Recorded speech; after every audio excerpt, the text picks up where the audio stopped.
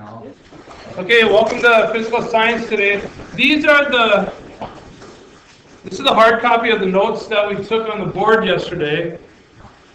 We talked about all these signs of reactions. We talked about steps that will occur, and we actually looked at the hydrogen and oxygen. This is adding hydrogen and chlorine together. We talked about making new bonds. And we said that the only way that we actually know if there's a chemical reaction is if we have new substances formed. And we used the H2O plus O2 yesterday to come up with H2O. This is another example of a chemical reaction. What's RXN? RXN is short for reaction. Oh, that's right. And this is kind of where we left off. So this is some things that you're going to have to know now here. So if you look at the things in the front, the reactants here are the chemicals that come together. And then this piece right here, the arrow, that arrow is a yield sign. So it's a yield sign you can see right here. You have to know that. You're going to have to know all these symbols. And then anything that's on the other side of the yield sign is a product. So that's what's made. You know, if you make something, you call it a product, right? So you have reactants that react, and they go through a chemical reaction, and they yield then products. So those things you're going to have to know. On the unit organizer, it says to make flashcards on that. I'm not going to make you do that. You can probably just memorize it. Here are some definitions of reactants and products.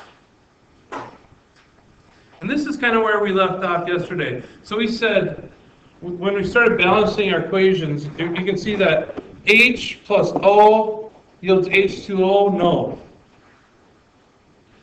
How come H2 plus O2 yields H2O isn't quite right? Because if you look at it, there's two hydrogens here, one oxygen here, and one oxygen here. Matt, can you tell me why that's incorrect? Is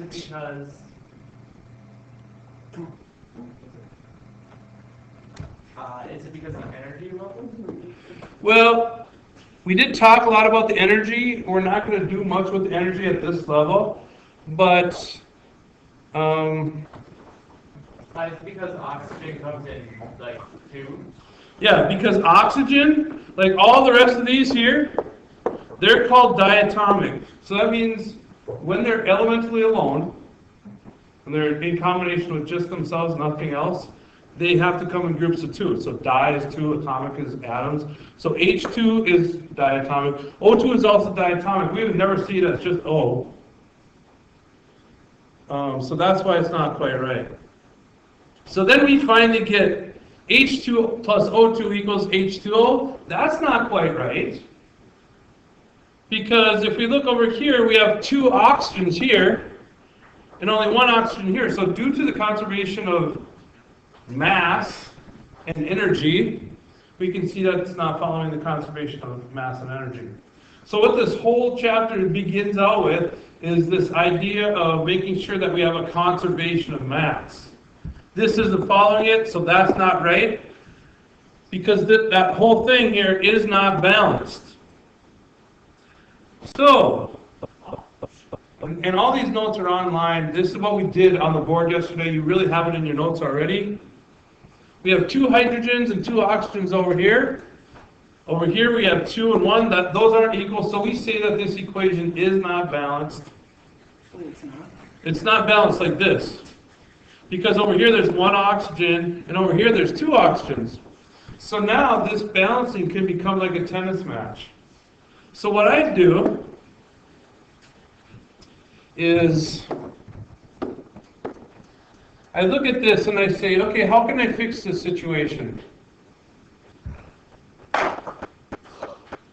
So the first thing I do is I I say, well, up here, if I wanted to make 2 oxygens, I can't put a little number 2 right here because that changes water. It's not water anymore. Now it's called hydrogen peroxide. So when you do these balancing of equations, the rule is you can only use coefficients. So do you remember what the definition of the coefficient was? It's the number in front of the chemical compound, right?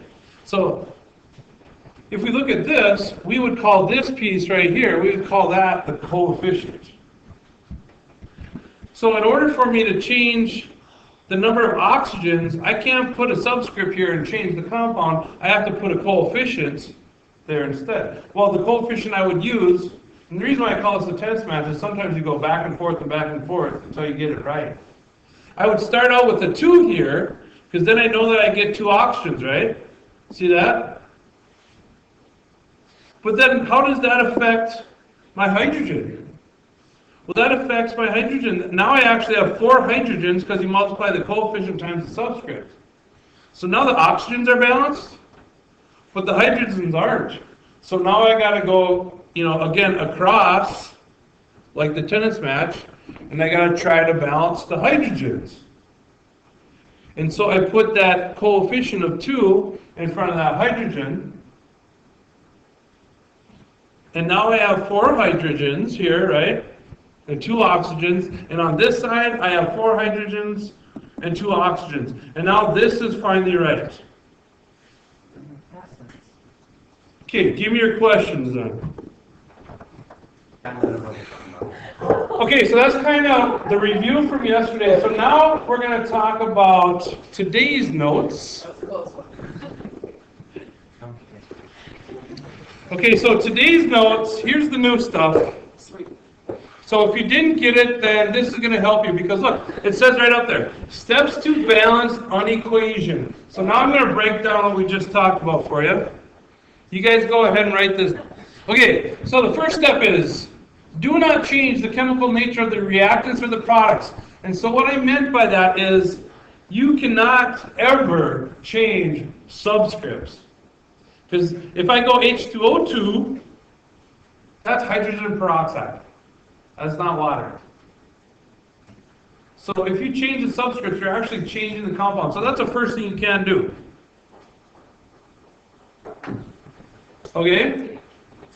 The second one is, you count the number of atoms of each element in the reactants and products. So, this is like a something that you can follow, but eventually some of this stuff you'll find shortcuts on yourself. But if you're lost and don't get it for now, so you just jot down, well, I got 2 hydrogens and 2 oxygens. And over here I have 2 hydrogens, 1 oxygen. That tells me this is not balanced. Okay, so that's number 2. Okay, so step 3 then. Step 3 is balance the number of atoms of each element by placing a number in front of the molecule. The number is called coefficient. Okay? Okay, so now, for example, we're going to follow the rules that you just did. Okay, so like on a worksheet, Grant, Yeah. I'm going to give you a worksheet, and the worksheet is going to have, to start off, it's going to have this right here. It's going to have H2 plus O2 yields H2O. Because when I go into the lab, I know I have hydrogen gas, I know I have oxygen gas, and I know in the end I have water. So I know that these are the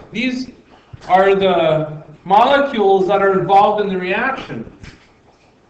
Now the question is, does this reaction follow the law of conservation of mass? H2O. And the answer is no. And can you tell me why that is?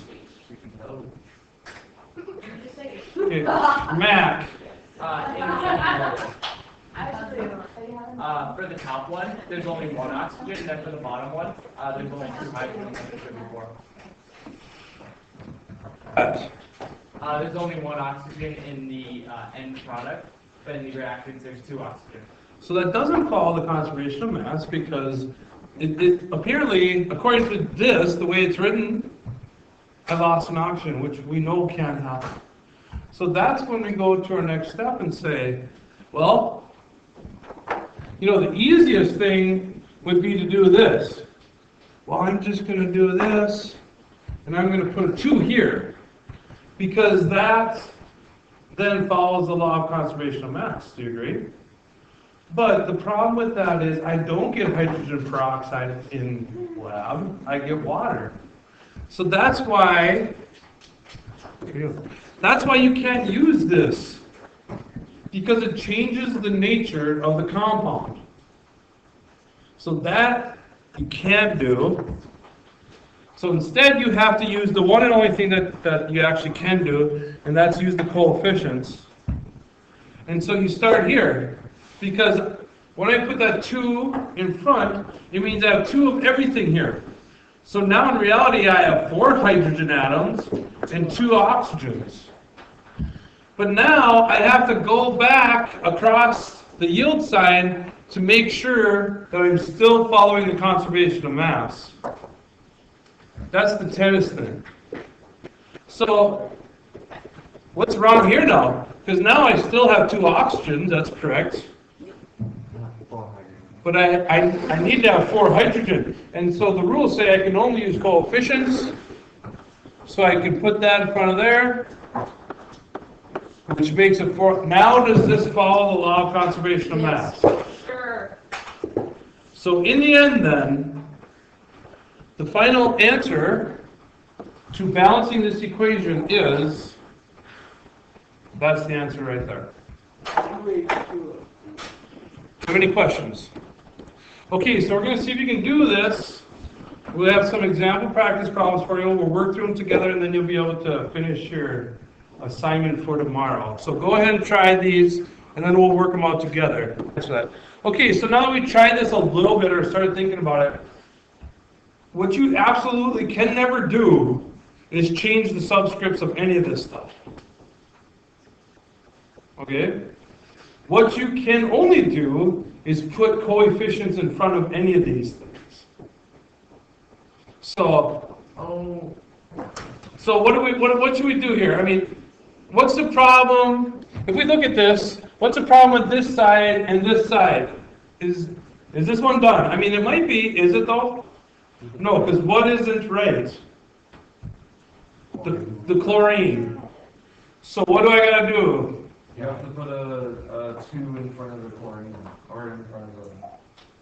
Yeah, because you can only put numbers in front. That's the rule. So you can't put it like in between the... No, because, no, not at all. No, you can only put it in front. So now you have, because this is one group of things. This right here is a molecule or a unit, an ionic unit, they call it. That's stuck together. That's the formula for sodium chloride. You couldn't put NaCl2 because then it would be too many negatives, right? So sodium chloride is sodium chloride. You can't change that. Okay, so when I did this, now my chlorines are good, but what is not good now? The other side. So what do I got to do? Add a 2. Only use the 2 coefficient. Is this good now? Yes, Na2CO2. Okay, now you try these other 2, okay, guys? Okay, so, I did 3 on the board. yeah. Sweet. Do you want to do this one on the board? Not that one. Okay, so let's look at this. It's not good, right? The first thing I see is my H's aren't good. So I need to go over here and put a coefficient of 2 in front, right? Now that means I have 2 H's and 2 Cl's, because they're a group. Right? This makes sense. So now I look back over here, oh, I got 2 H's and 2 Cl's. Am I good now? Yes. Yeah. So your end answer is going to look just like this. And that's all there is. Grant, why don't you come up and do this one? Alright, Okay? can I bring this up here? Yeah, so we got nitrogen gas plus oxygen gas equals Alright, dinitrogen monoxide. okay. Okay? Where's the black one? Just use your finger if you want. Alright, what one are we on? This one? The middle one, yep. Okay. Okay. Okay, so Grant did one a little bit different than what we were looking at. That's fine. So Grant's got, I'm gonna put a 2 here. oh, you're gonna put a 2 there. And this is, according to the conservation of mass, the correct answer. Thank you very much, Grant. And just to finish this one off, we have to go right here, 2 nitrogens, or 4 nitrogens, 2 dinitrogens, and 1 dioxide. Hey. Okay, see you tomorrow.